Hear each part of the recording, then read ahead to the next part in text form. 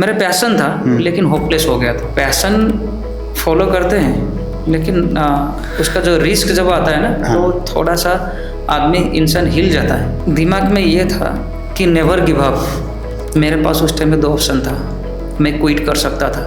फिर डेली 15,000 20,000 का सेलिंग शुरू हुआ।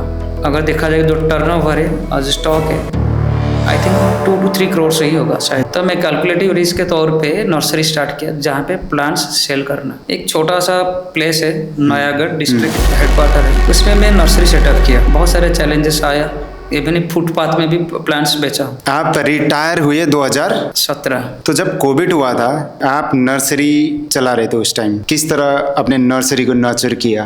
क्योंकि it's very difficult at that point of time. या बिफोर कोविड क्या था कि छोटा सा जगह और उसमें नर्सरी टाइप का बिजनेस शुरू करना, एक न्यू आइडिया। और नयागढ़ में इतना नर्सरी था नहीं, लगभग शायद एक ही था, बहुत पुराना था। शुरू करने 15-20 दिन के बाद ऐसा लगा कि शायद मैं गलत ट्रैक में आ गया हूँ। मेरा पैशन था लेकिन होपलेस हो गया था। पैशन फॉलो करते हैं लेकिन उसका जो रिस्क जब आता है ना तो थोड़ा सा आदमी इंसान हिल जाता है। ग्रेजुअली उतना फ्लो नहीं हुआ up to 2020 and in the year 2020 I decided to stop this business।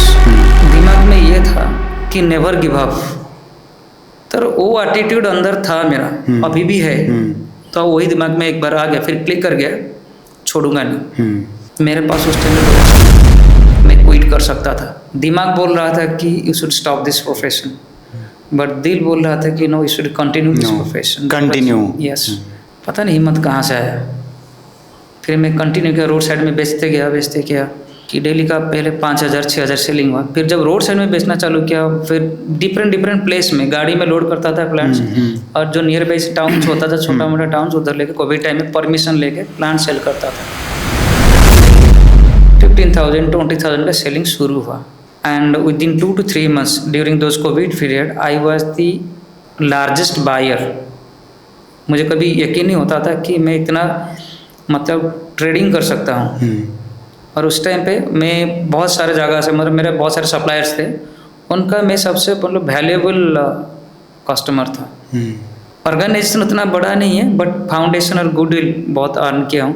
अगर देखा जाए तो टर्नओवर है आज स्टॉक है आई थिंक 2 to 3 करोड़ से ही होगा शायद।